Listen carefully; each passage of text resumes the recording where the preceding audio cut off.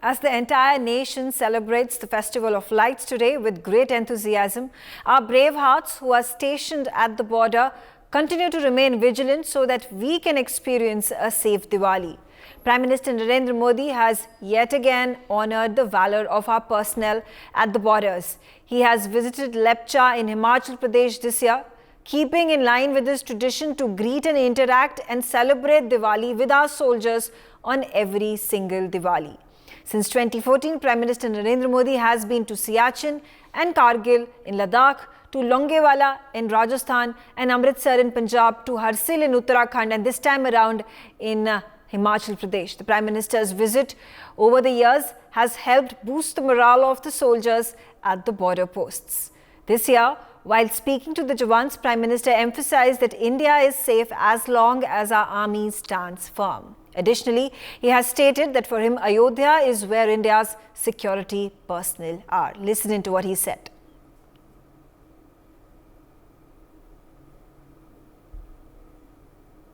आजादी के तुरंत बाद इतने सारे युद्धों का मुकाबला करने वाले हमारे जांबाज, हर मुश्किल में देश का दिल जीतने वाले हमारे योद्धा,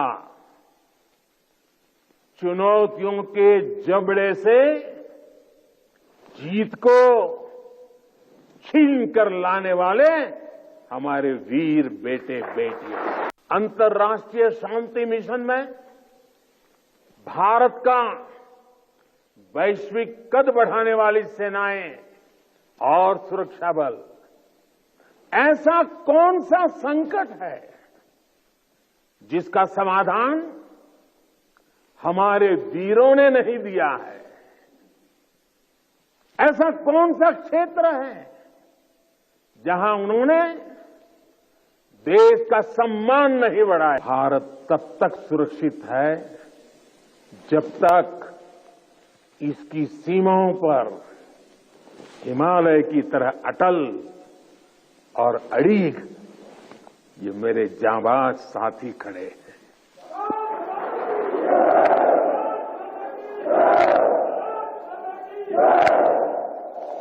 आपकी सेवा के कारण ही भारत भूमि सुरक्षित है और समृद्ध के मार्ग पर प्रशस्त भी है। Every year for the last 10 decades, in fact for last 1 decade, Prime Minister Narendra Modi has continued to carry on with this gesture of visiting the Jawans across the borders, whether it is Ladakh, in Jammu and Kashmir, Punjab or in Himachal, to meet the soldiers, to greet them, to speak to them and celebrate Diwali with them. This showcases a very deep intrinsic value system that the Prime Minister of our country not just preaches but also adheres to. This is a man who has worked and toiled very hard for decades and decades together to first become the Chief Minister of Gujarat, change the entire structure of the way which Gujarat used to be looked at, to now the biggest economic epicenter of our country. And with the Prime Ministership that he has been able to win, with the support of the citizens of our country in 2014, he continues to forge forward, not stopping for a single hour, single day, not taking a halt, not taking a holiday, not taking a time off. And that's a leaf that we all Indians need to take out of his book.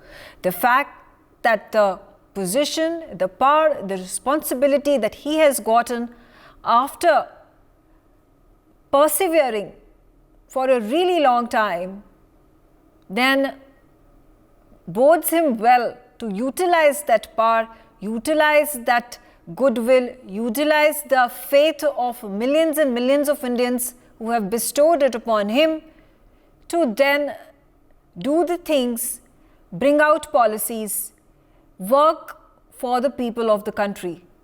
And this is exactly a pledge that had been taken by the Prime Minister some years ago when we spoke about how the hard work that he has done, the tap that he has done has finally borne fruit, and he can't just let it go all away simply because he is in a power of position, and perhaps has the privilege of taking his own shots, making his own decisions, but continues to have this one strong responsibility towards his people, towards India. Take a look.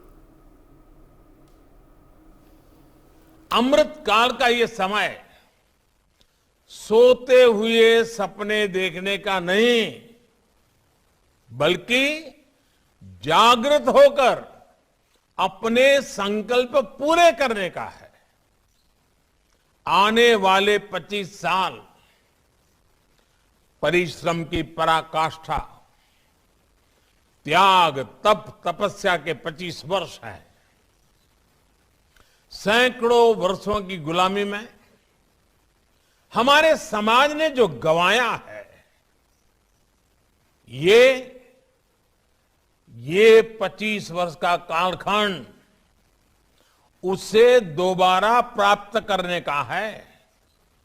इसलिए आजादी के इस अमृत महोत्सव में हमारा ध्यान भविष्य पर ही केंद्रित होना चाहिए।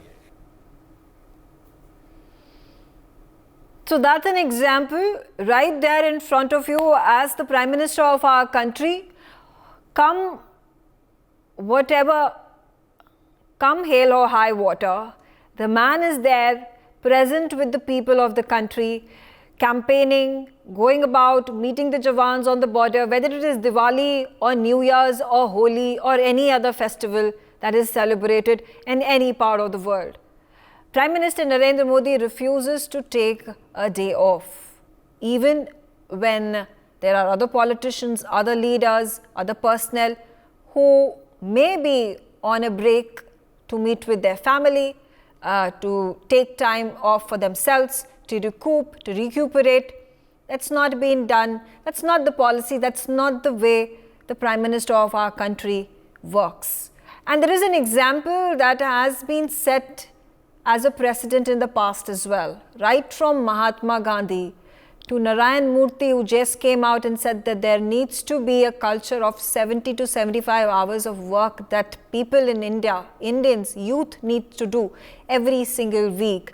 The meaning of these statements, the examples that we put forth of these great men, when we talk about working hard, when we talk about carrying forward with our grit and with all our passions towards the one thing that we are when we are destined to do, is something that comes across as a lesson, as something that we can learn from our leaders, like we can learn from our Prime Minister Narendra Modi. What better example than that? Dr. P.V.S. Rao on the telecast with me. Dr. Rao, you've been a surgeon, and the life of a doctor and the profession that you choose is difficult because you have to be there present during emergencies.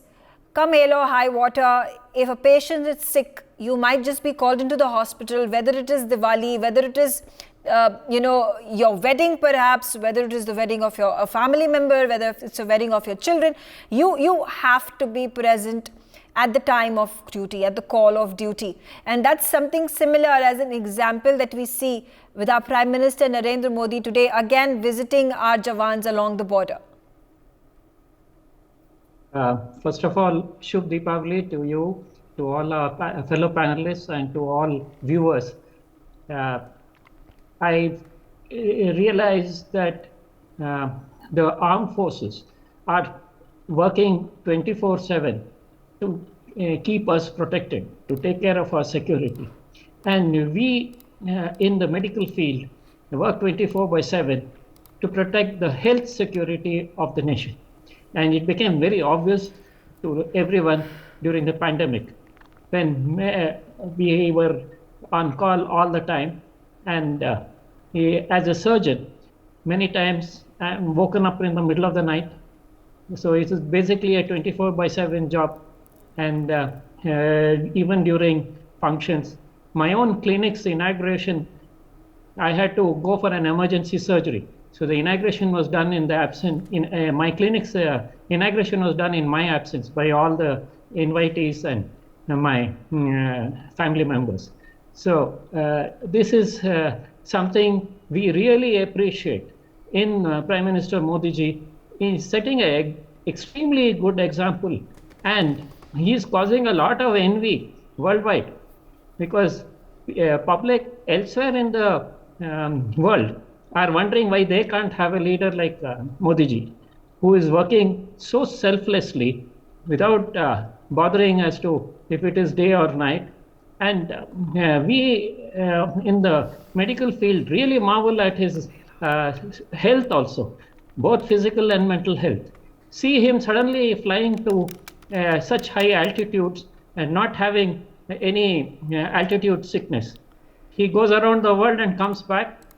There is no time jet lag that we can observe, because he gets back to work as soon as he is back in India. You see him in great health through the year. So it is amazing if, as to how he maintains such health. He has popularized yoga. He has popularized various health issues like Ayurveda and holistic health. And now he is working so much for the environment. So he is looking at our health security even from the environment point of view. He first started the Solar Alliance, then now he has started the Biofuel Alliance. He is really a example, an excellent example for everyone. And Dr. Rao, obviously, you know, the fact that a nation cannot be run by leaders who are then working a 9-to-5 job. That's exactly what the Prime Minister at this point of time signifies when he says that whether it is Diwali or it is Eid or Muharram or Christmas or New Year's, he is at the helm of affairs, he is alive, he is active, and he is making sure that the country is being run while everybody else is taking off and going back and taking a relaxing time. Knowing fully well, confident and ensured that it is the Prime Minister and his team who are looking after everything, security, safety, financial health, economic health of our country, in control, in complete control of our ministers, our Prime Minister. Yes. And if you see, when he became Prime Minister, people said he has only been a Chief Minister. What will he do with diplomacy? His foreign affairs will be a disaster.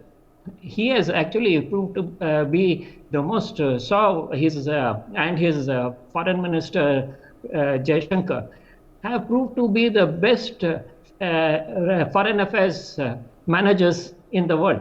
And the Reserve Bank governor has been crowned the best governor in the world. All this because of the excellent way they handled the pandemic, they handled the financial aspects of the pandemic.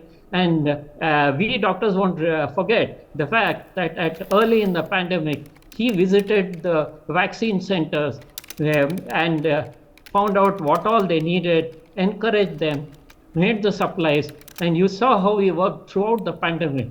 And he proved to the rest of the world how this pandemic would be managed. At a time when other major leaders in UK, in Brazil and in US were trying to say it was just an ordinary flu and they were taking it extremely lightly. All of them came down with the COVID-19. Modi ji showed an excellent example how to take care of the security of the nation on the health, on diplomacy and on the armed forces. Absolutely. I'm going to take one more example and get Major General Rajan Kochar on the show with me as well. Major General, you know, at a time when we take a look at like Dr. Rao said, that how the pandemic was something that was not taken very seriously by the West. And by the time it was pandemic phase 1 that got over, I think there were millions and millions of people who died in the western parts of the country, of the world. In India, the situation was completely the opposite. And this was because of the far-sightedness of our government, of the Prime Minister, who ensured that a number of deaths could be curtailed.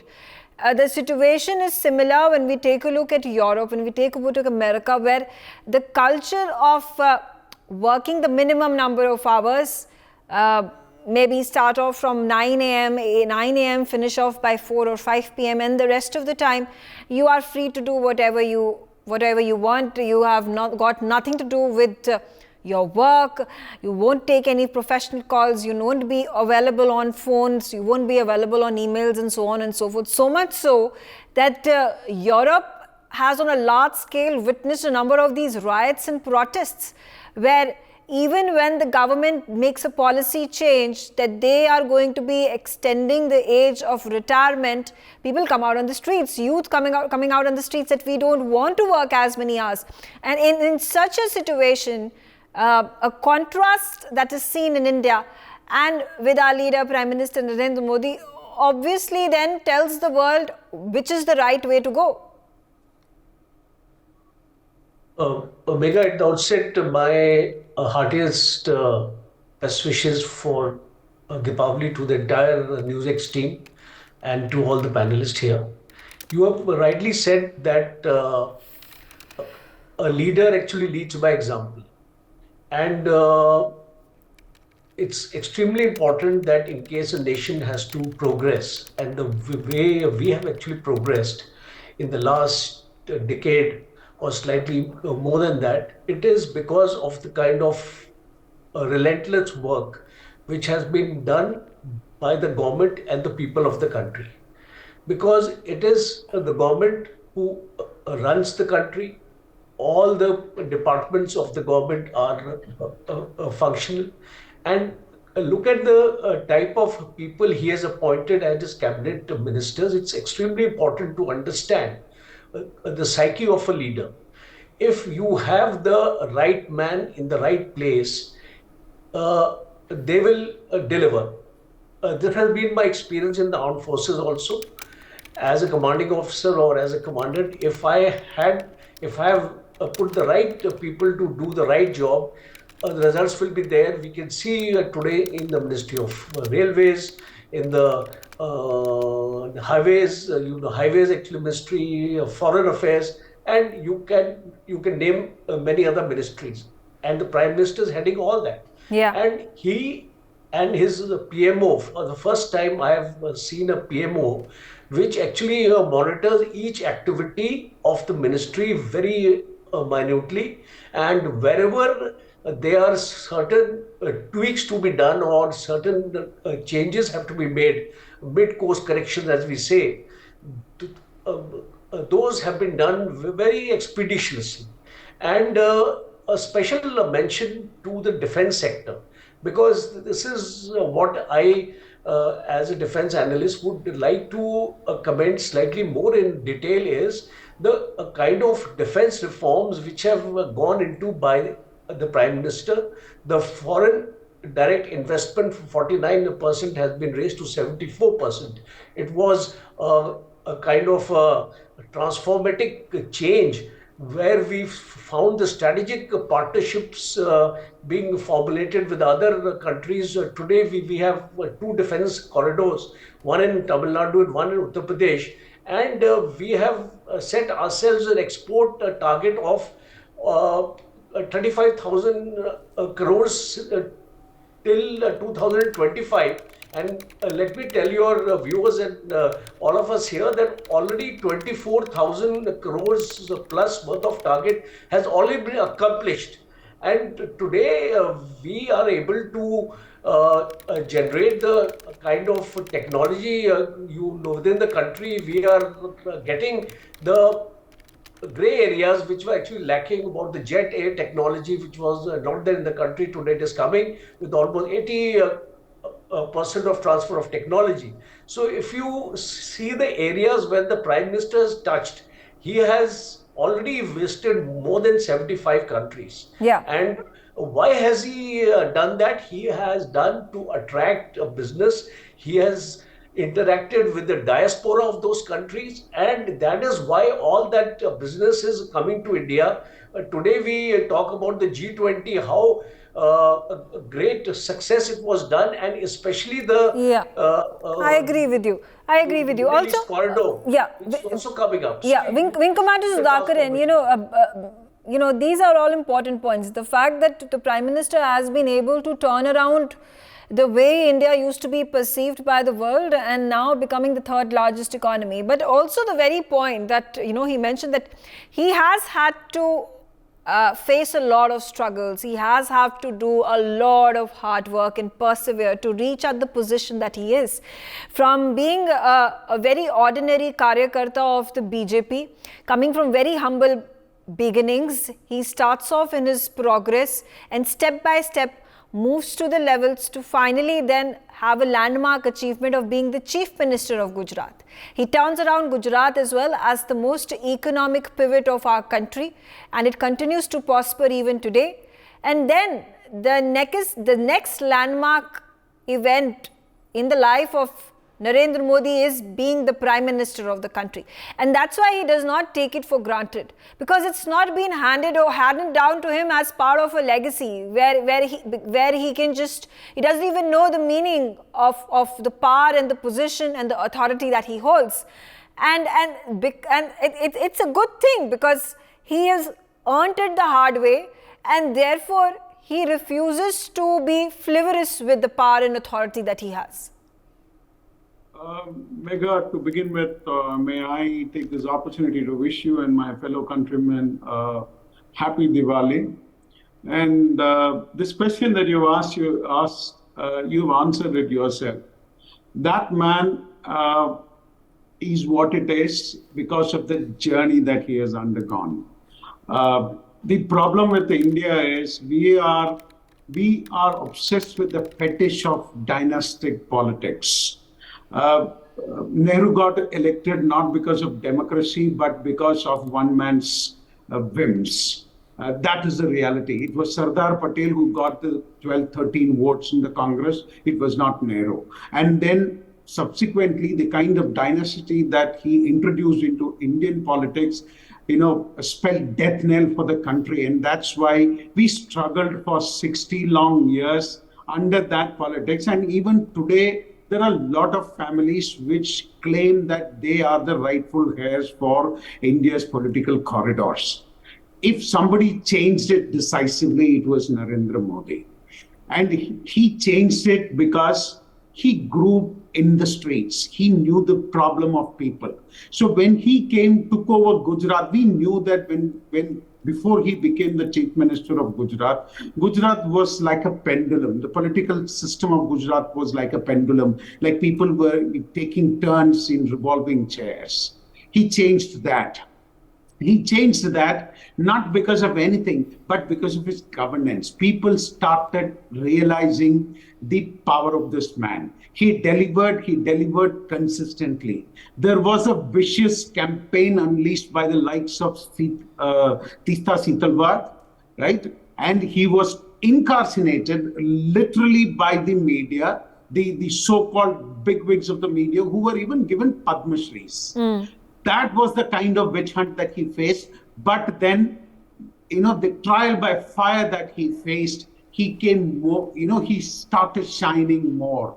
People realized it. People could see through that. That's why he came to the parliament as a first-time MP and then went on to become the Prime Minister of this country.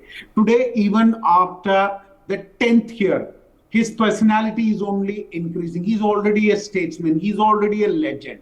He is a leader which India never had in the last 1,000 years. If we had a leader like him, probably we would have saved from both the Mughals as well as the British.